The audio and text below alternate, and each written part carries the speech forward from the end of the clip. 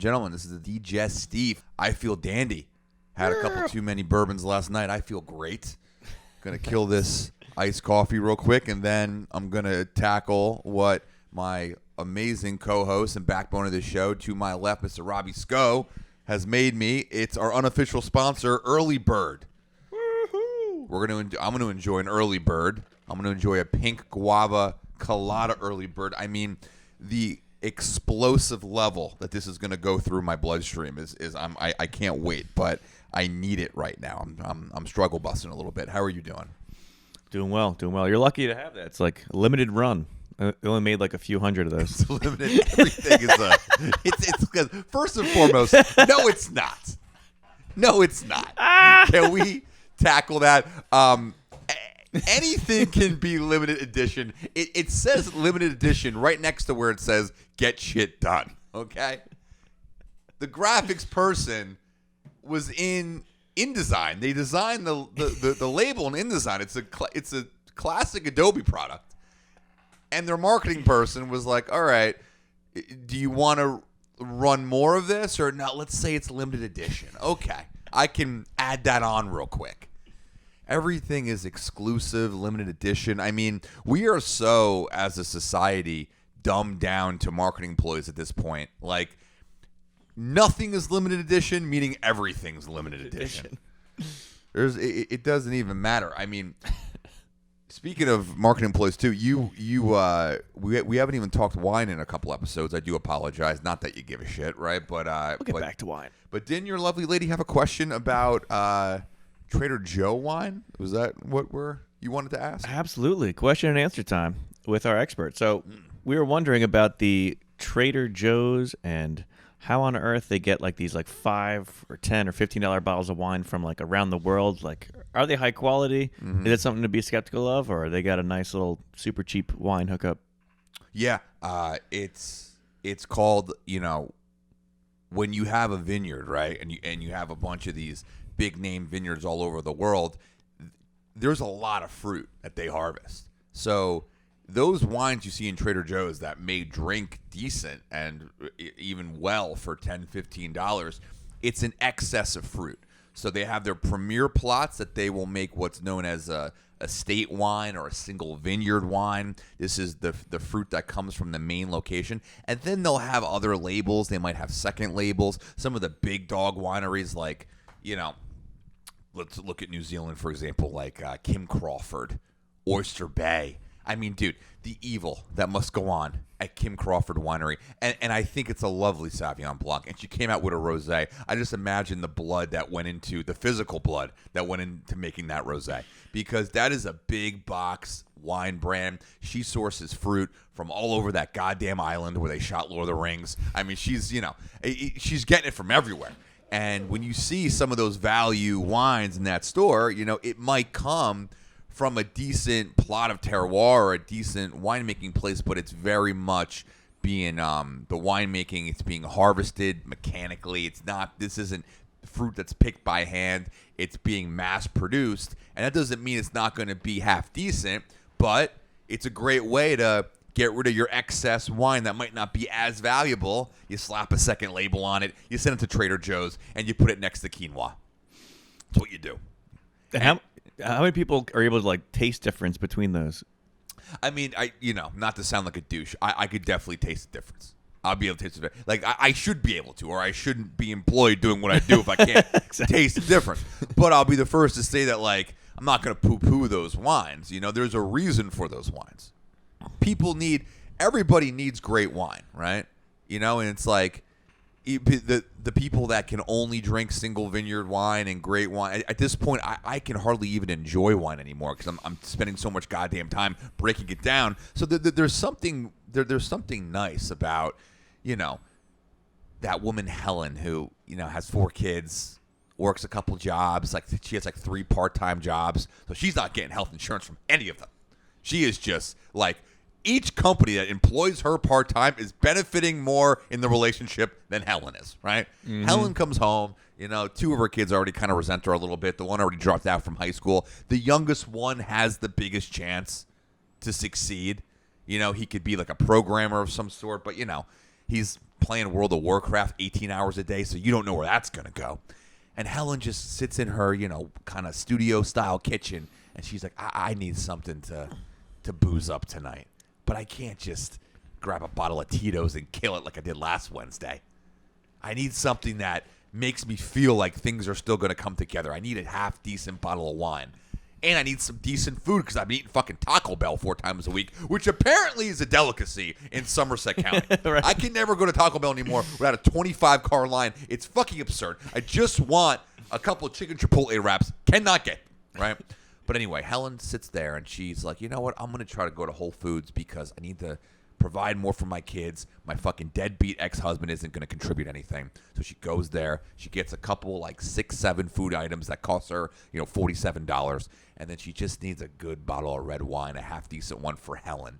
And that $15 bottle of Trader Joe's, whether, New Zealand, California, wherever it's from, Tuscan wine. Yes, it's all excess fruit. It's backup fruit. It's not premier fruit. It's commercially harvested fruit, and it's Helen's fruit. That's the kind of fruit that Helen can afford and Helen can appreciate, So when you think about that type of person, right, that's where wine is a beautiful thing. I will never shit on the Trader Joe's $15 wines because they're meant for a reason. They're meant for approachability, right? So everyone can enjoy a good bottle. And now, after a couple glasses, Helen looks at herself in the mirror and goes, you know what? It's going to be okay. Exactly. It's the beauty of wine, right? So I wouldn't poo-poo them. They do have a legitimate purpose. Hope in a bottle. I love it. And I feel like where you're at currently with wine, like you drink something, you're thinking about it, you're over. That's kind of where I'm at with music. Like I'll hear a song on the radio, be like, oh yeah, that verse went a little long. Where are we going? That synth pad's mixed a little loud. I can't really listen to it, but it's like I overanalyze things too much. Oh, I can imagine it's impossible for you to be able to appreciate anything you've done in this Russian mob style music lab. But there's so many things you can do here, and you appreciate none of it. Yeah. It's Russian mob style. I guess for the YouTube people, I'll give a little twirl. I don't think we've ever done a little camera twirl, but yeah, we got a little electric drum kit over here. Yeah, there's a lot going on in this stuff room. on the wall. We got some options. A lot going on in this room for sure. We crazy week in this area too. Speaking of Helen and her Trader Joe's wine, I mean, it's the Helens of the world that also probably got hit by the flood pretty hard. Half this town was what, underwater? How bad was it? Lucas was saying it was bad. I didn't see how bad the flood hit this area from last week. Main Street was fine. Main Street was fine. Main Street's pretty uphill, but it's pretty bad, pretty close to any sort of water. So out my bedroom window across the street, all the apartment buildings were underwater. So I could see the water line from across the street.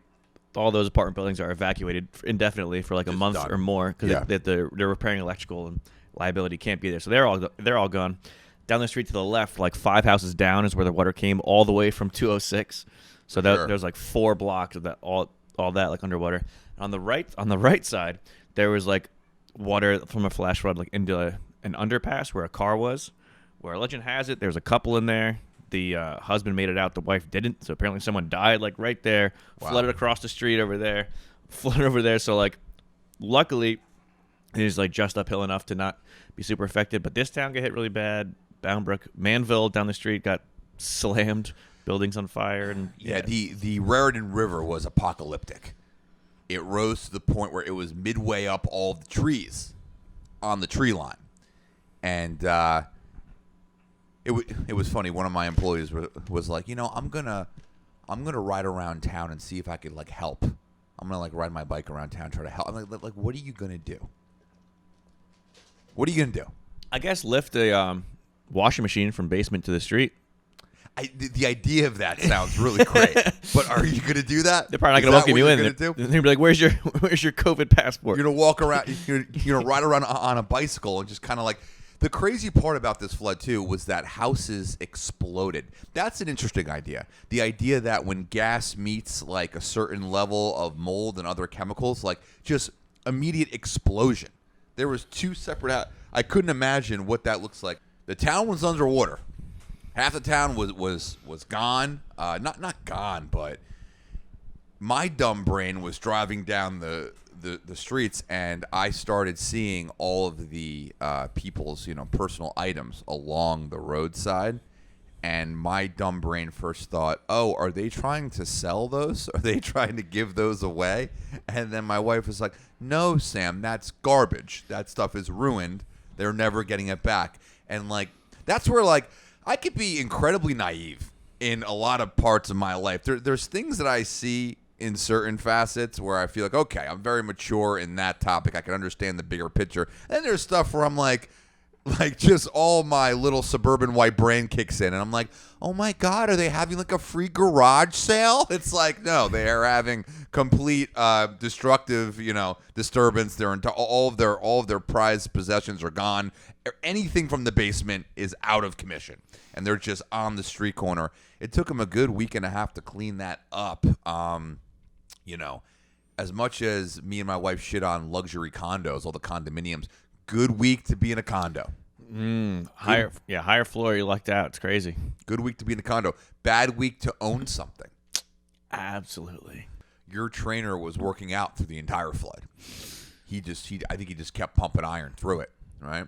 You were saying his street on the other side got pretty bashed up, and then our president came to that town the next day to look into it and try to give assistance.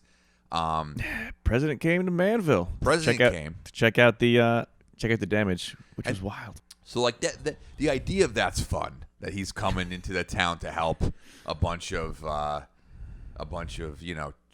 Trump flag waving people. I love the idea of like in a flood, because what was the big base for Trump when he was in? It was the boat rallies, right? A lot of well-to-do suburban white people and other ethnicities, big boating community, right? If you have a boat, you usually only care about you and yourself, right? And there's a beauty to that. You care about other people that have a similar size boat. It has to be at least 70 to 90 to 100 feet. If you're in that range, I can talk to you. Me and my wife who cheats on me can also talk to you, right? And they all meet as like in boating rallies. They meet at the Jersey Shore in little docks and this and that, and they have boat parades where they all see who has the newest and biggest Trump flag, right? And they all just drink, hard seltzers, and they call it a day, and they shit on the government, right? That's what they do. So the idea of a flood fucking up like a Trump rally boat harbor would be fun, because now you got Biden and Kamala coming in helping operate the crane to pull out all of the Trump boats and fix them up. That would be a fun irony to watch. Just an emergency team in this administration, helping a travesty of a flood that happened to like a Trump boat rally. That would be interesting to witness. Exactly. And it's even interesting the way they handled the coverage of it, because usually when they do coverage of like president talking to like a community, those be like tight little clips, like within like a 30-second, 1-minute segment of like, here he is talking to these people, helping them out, blah blah blah. And I was looking it up. It's Manville, not a super popular town and well known until of recent, but like what they would do is they just have like a 30-minute clip of Biden on the streets like talking to people. So I was like clicking around that 30-minute clip, and just people were just like yelling at him like, you ain't gonna do shit. Just like yelling at them like, oh God. Well, and his response is, physically you're right. Yeah. Physically I can't do anything. I need to take my time walking across the street. Physically I will not do anything, but I will smile, I will shake hands, I will help delegate. I think our president is a decent delegator. I think he's done a good job delegating. I mean, when you're on the back nine of not just your career, but possibly your life, right? You need to be ready and able to delegate. Mm-hmm. And the idea that you come to a town, you shake some hands, you delegate some tasks, you figure it out. I mean, there's something very presidential about that, right? And, being open about what you're delegating is, I think, something that is nice about this president. It gives you a sense of security. I'm not the biggest Biden fan. I think he's doing a fine job. I wish we had him 10 years younger, and I think he would be doing a really good job, but he's doing fine. The difference between him and Trump is like Trump would delegate too, but he would delegate behind closed doors. He would delegate offshore accounts. He would delegate certain funding, and next thing you knew, there was an executive order signed, and then some sort of nonprofit group had no funding anymore, right? So it's a different type of delegation, and his base likes that. His base likes the idea. If you're at the Trump boat rally of, hey, did you hear that he defunded this or took care of that, and not making a big deal out of it, right? So the open delegating, being a little more transparent, not saying Biden is completely transparent, that's what you got to do. When a town goes underwater, you got to show face. You got to do a couple things. You got to bring in a reinforcement team, and you got to make sure that AOC is not too involved. And if you do all those things, you can pretty much, I think, meet in the middle. And most people that might vote conservative or liberal, given the administration, will be on your same page if you can kind of hit that sweet spot. Mm-hmm. Yeah, but it's wild. If you guys want to check out some drone videography of this area around the time of Hurricane Ida, it's pretty crazy. Robbie has already moved to his secondary hobby. I'm not in the Jewish men's basketball league yet. My dad has migrated from surfing to paddleboarding. We talked about this in the last episode. And Robbie is already aggressively in his drone videography phase. In his early mid-20s, he's already there. And this is going to be, I look forward to seeing your work. I think it's going to be fantastic. It's going to be fun. Especially when I'm mobile. I'll start by controlling the drone while on a skateboard. Then eventually up to the hovercraft, baby. That's that's you hitting for the cycle. You in the outfit you're wearing on the longboard, right?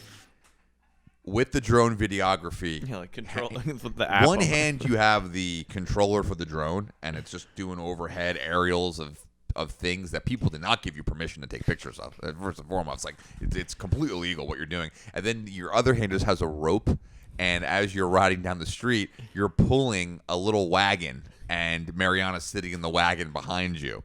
And you guys are just flying through the town, and people look at the two of you, and they have questions. Why would they not?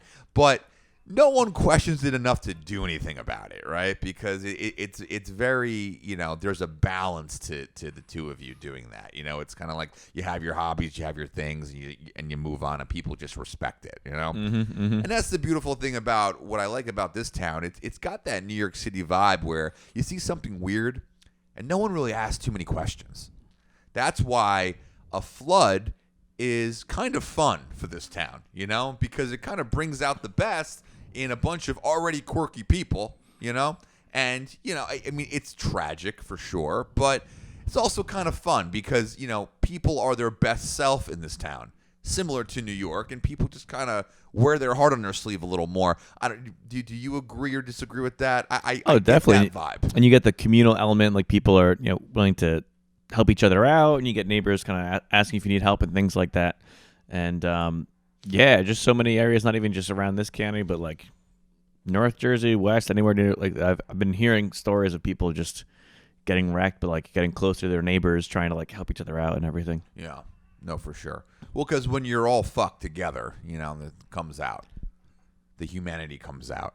The humanity came out in you when you recently were doing a gig where they housed you. The gig housed you in a nice cabin in the woods. You had an interesting experience. You want to talk about that? That's right, man. So I had a wedding gig up near Canada. It was like super north New York.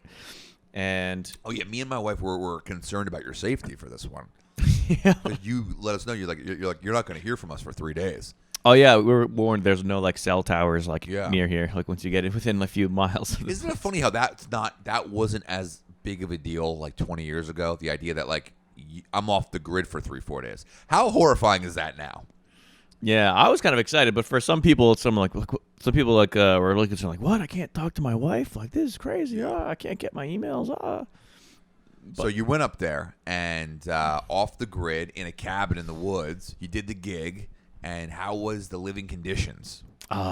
Living conditions were rough, and it was funny because I was the last one to find out about it. Because we'd go through, we'd have rehearsal, we'd be like, "Oh, you haven't seen the place yet? You haven't seen the cabin yet?" He's like, "Oh man, it's rustic." It's quaint. I'm like, okay, what does this mean? Yeah. Like eventually we walk over there and we walk through. It's a long walk to get there. Sure.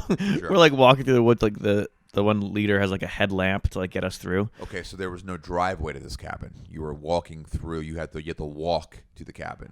Oh yeah, So you had to park your car and then walk about what? like A quarter mile? yeah, maybe a half mile. Half mile.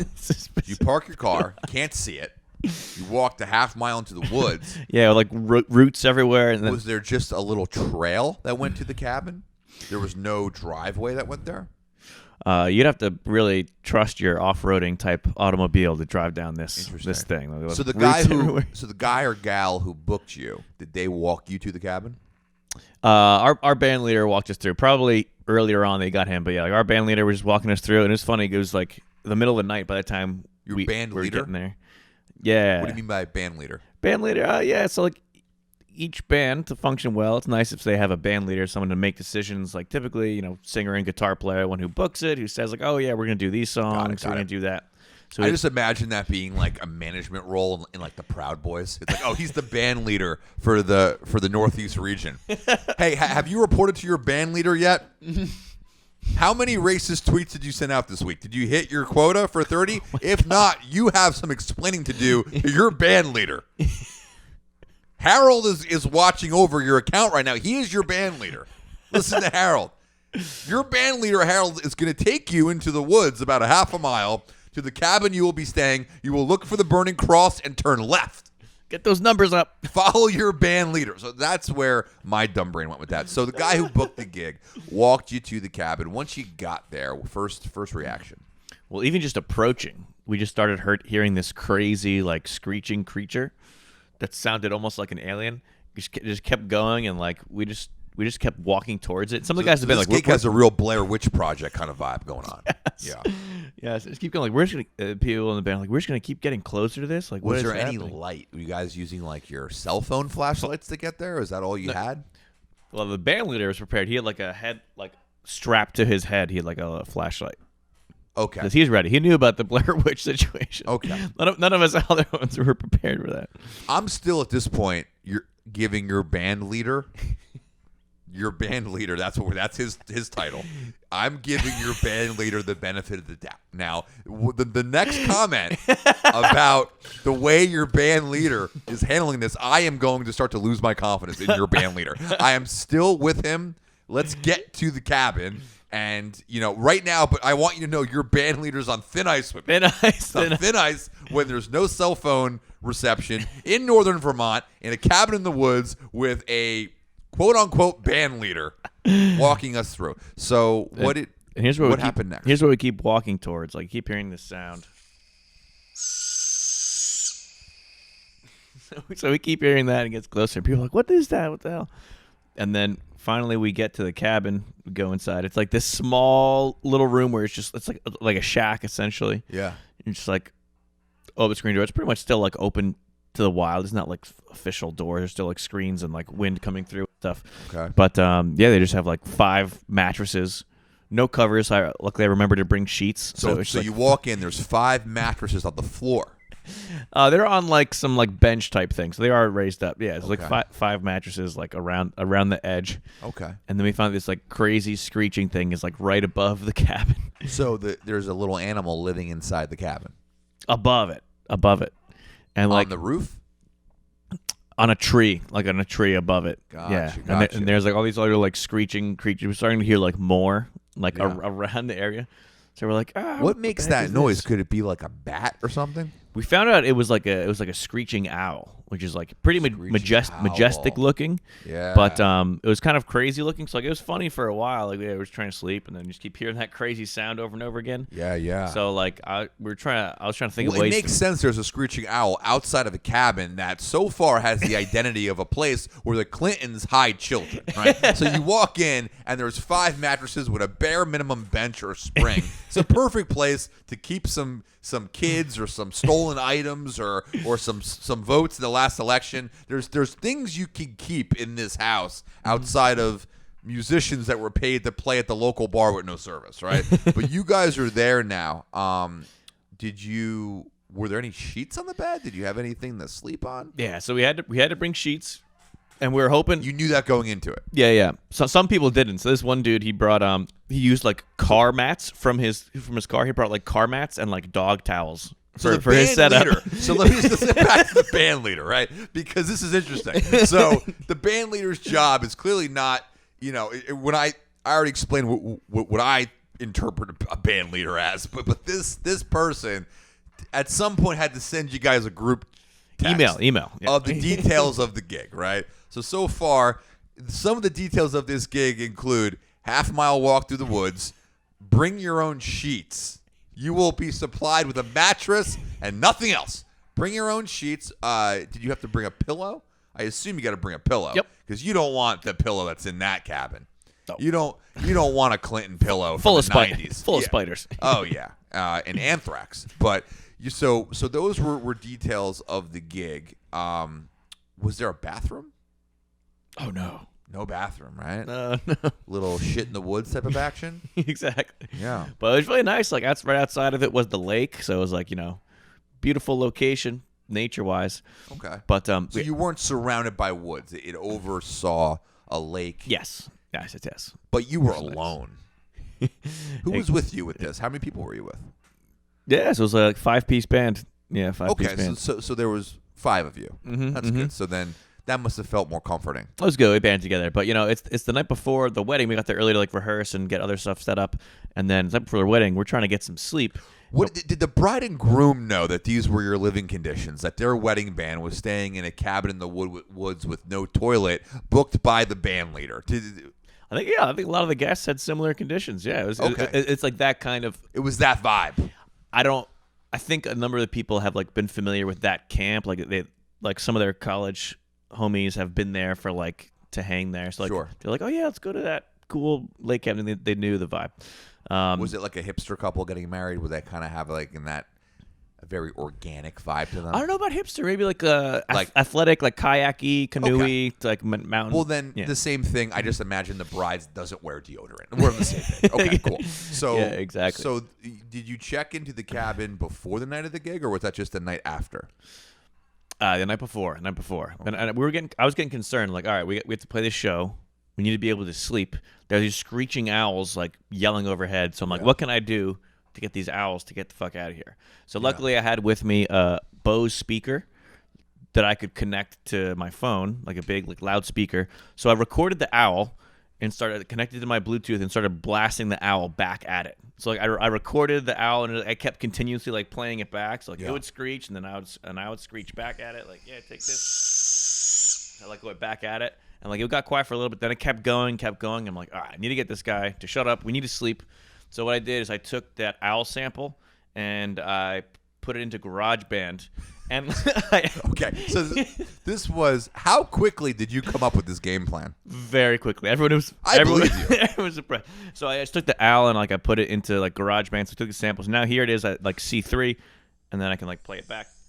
Then so you edited a sample of this owl on your phone. You created a soundtrack. Now I made like into an instrument. So now I can go through and I can play this owl.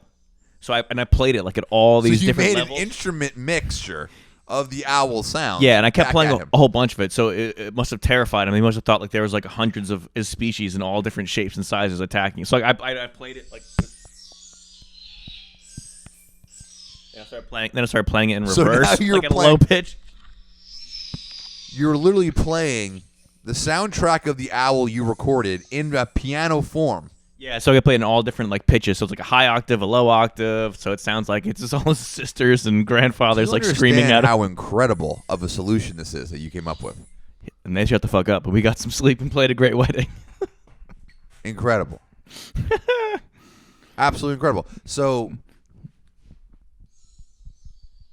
how long did it take after you played that? 5-10 minutes? Were they gone? Pretty. No, like within 60 seconds after I played that, they shut up. Wow. I'm speechless for just the pure innovation of that. Is absolutely phenomenal. And that's what shows me too. We talked about last week's episode. You know, if Lucas keeps traveling to New Orleans and he has to deal with his new arch nemesis Donna. Donna's coming for bitch whistle boy. you would be able to defeat Donna. You would just create a soundtrack of Donna's like farts and something, whatever it was, and play it back to her so it sounds like there's a million Donnas farting all in the same place. And Donna would be like, listen, I was looking for my bitch whistle boy, but now it sounds like my sister's in the other room with 20 of her friends. I can't stand my sister. And all of her friends resented me back in high school. I got to get the fuck out of here. And you would be able to defeat Donna. Lucas would be getting, he would be getting sodomized by Donna, and then you would save him because of this innovation. That's absurd. So you get through the night. How was the actual gig the next day? It's actually amazing. It was really nice. Like they had us set up overlooking the lake, which is amazing. And also like during the day, like I had some time like setting up, and like they rented the whole lake community, so like I could take canoes and kayaks, and of course I did. So Let me ask you this: let's get back to the band leader. Was the band leader thankful for the innovation that you did to make his booked cabin a inhabitable place? Because without it, you guys wouldn't have got any sleep. Was the band leader very thankful? Yeah, he's very thankful and very like just a lot of like questions like, how'd you do that so quick? What the hell happened? Like, what is that? So yeah. Well, that's when you turn to him and go, well, this is something the band leader should know. I am trying. Do I have to be the band leader? Do you want me to be the band leader? Because, I can take that role to the nth degree. To a whole other level. Why wasn't Charlie the band leader? That's the band leader you need. Charlie. That's a man who will never let you guys not survive. That's a man where just brute force and hatred for the current administration, you guys would make it through anything. Don't miss leg day.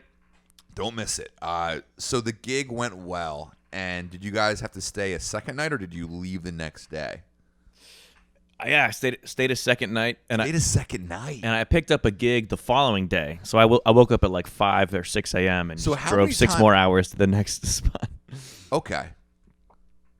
How many times in that 24 to 36 hour period did you have to poop? Ooh, yeah. Luckily, I would I didn't like hang in the cabin very long. I was just stayed near like the community where they got shit. So maybe once. Once or twice. Not bad. Yeah, mate. But it was fun. I like the night before I went out on like a canoe with the band. So I was like, going out in the lake, and then the next day I actually I had this vision. I just imagine the band leader on the canoe being like in that pose that George Washington's in when they're crossing the Delaware. That's what a band leader needs to be. Just crossing the Delaware, the band leader who booked his fucking cabin with no toilet and a screeching owl, who thankfully his pianist found a way through GarageBand to attack. The band leader, I love the idea that the band leader is just this delusional person that wants to lead but does not know how. And it just leads you into just absurd circumstances. Was Lucas with you guys for this? He was not. He was not. He was not. He would not have helped. He would have been wearing a douche mock. Oh, boy. Exactly. Fantastic. So then you went to another gig the next day, 6 hours away? Yes. So that was tough. That was like a private party with Nick Ryan, and that was fun. So was Nick Ryan with you in the cabin? No. So you met up with him the next day? Yeah, totally different gig. But it was crazy because Nick Ryan was on guitar and vocals, and there was a drummer who was also like very high energy and has a kind of high pitched voice, and would sing all the time. Yeah. So like I arrive all like sleep deprived and hungover, and they're like going back and forth like singing this song like la, la, la, la, la, and I'm just like there like, yep, just gonna plug in my cables, not say much. But what was really great is like it was like one of those parties where like a catering team kept coming up and like, here, have some crab cakes, have some like pulled pork nachos, have some this. It was phenomenal. Got some free food. That's good. Yeah, those are the fun ones, man. The road gigs are where you will stay in unique places. I mean, I don't know. I feel like for comedy, it's a lot more just comfort inns, Motel 6s. You know, Mm-hmm. one of the best ones is like there's like the Tropicana in Atlantic City, the comedy club there. They like partner with like the Comfort Inn across the street. And the thing about Atlantic City is, on the one side of the main highway that separates the shoreline from the rest of the town, the income level changes by about $200,000 roughly. Yep. There he is. That was creepy as fuck. Hey, bud. So you just chose not to be on the show. I thought you weren't here. You told me like 5 o'clock or Okay. something. How you doing, buddy? Lucas is here with us. Hey. Wearing a Morning. new Morning. douchebag. Good to see you, man. We were talking What's about the importance of a good band leader. Would you want to comment on this? Because this is interesting. This is an idea that, everybody needs to have a leader.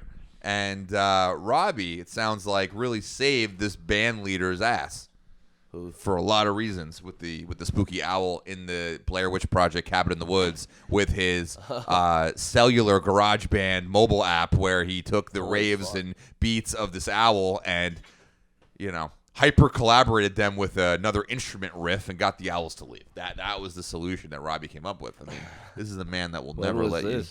That was good. Yeah, one other thing I want to mention about that is like I also had a way to get that.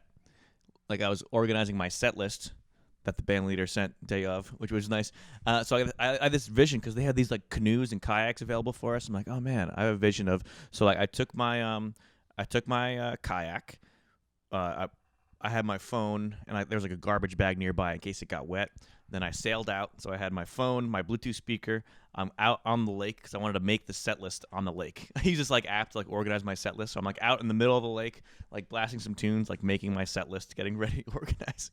But because I made the set list on the lake, I may or may not have like put some songs in the wrong key. So like I started like fucked up a little bit, started off songs. Like, oh, okay, and then switched to like a new thing real quick. You are officially the most fascinating person I know. You are one of the least fascinating people I know, but in a loving way. I love, you're as unfascinating as I am, and we have that connection. We're not fascinating. We're not. We're confusing. People don't understand us. Robbie is completely fascinating. So there's my setup. So I got my set list there. I got my plastic bag to cover up my phone as I throw everything into that little kayak and hit the water and organize it on the water. I mean, this should be in your Instagram story. It's almost like there was no servers. Otherwise, it would have been. Yeah. Well, anyway, we were back with, and we got to wrap up soon. But we did, I think the next time that you travel down south, my friend, you need to bring a Robbie Sco with you because he will be able to fight and defeat your new arch nemesis, which is Donna. Oh shit. Because she be coming for you. How have you been? How have your shows been going? Are you anything that you need to tell us? Late one last night. I played an engagement party for 1 to 5 in Staten Island, and then the venue had a wedding that night, and they're all from like Staten Island, and they're like, "We love the sax, bro. We're gonna hire you tonight." And then I was like, I had plans on going to there where he was last night to hang out with friends, and then. Lady was like, "Here's a check. You're staying." Gave me a G note. Yeah, and I just played the wedding. Nice. Yeah, stayed till like 1 o'clock there. So she used you for what she needed you for because at the end of the day, she doesn't think that you should be in this country. That's what she took advantage of the fact that you're here. You are the help for her, And so she gave you a little extra money, but she didn't even question that you, as a human being, wouldn't be okay with that. Like maybe you're like, it's getting kind of late. But no, that was not even on the table. She was like, how much? And just started writing the check. I was like, like $1,000 would be cool. Oh, good. So, you charge her handsomely for it. Mm-hmm. Good. Well, this has been an interesting episode, to say the least. Fascinating story of Robbie Sco's cabin experience. You guys can get the full video episode here on the Digestif YouTube channel. As always, there will be more funny clips and videos coming to the social media soon. Follow us on Instagram, social media at @the_Digestif. As always, I've been Sam Mushman, comedian sommelier. You can follow me at Vino_comic on all social media platforms, also sammushman.com. Fun show day coming up on my end. We have a packed lineup for another Vino comic show at Stand Up New York Comedy Club on Thursday, October 21st. We are really trying to sell this show out We are dropping ticket pricing. It's only going to be $15 a ticket. Comes with a complimentary wine tasting conducted by me before the show. I'm going to be opening a bunch of badass wines. So what other comedy show can you come to the show, sit at the comedy club bar, taste some awesome wine, learn about it in a fucked up weird way, go into the showroom, and then enjoy an hour to hour and a half stand-up comedy show after that. So let me know. DM me about tickets. Get those tickets now because we're going to start selling them fast. Robbie Sco, where can they hear about you, find you? What's new? Robbie Sco, Instagram and YouTube. A little Instagram break. Take a little break. A lot of video editing going on, but I'll be back. Yeah. I'll be back. Just remember, if you don't hear from him for more than 72 hours, inquire about it. Like, make sure he's okay, because he lives his life like it's the early 90s, back when you would just go to a bonfire party in the woods and have no cell phone service. So it's a man you want to keep tabs on. And coming in hot at the very end with a different colored douche schmuck, the one, the only, it's that saxophone guy. Anything Coffee. relative you want to say? Coffee. All right. He's a fearless leader, ladies and gentlemen. Thank you guys very much. Thank you.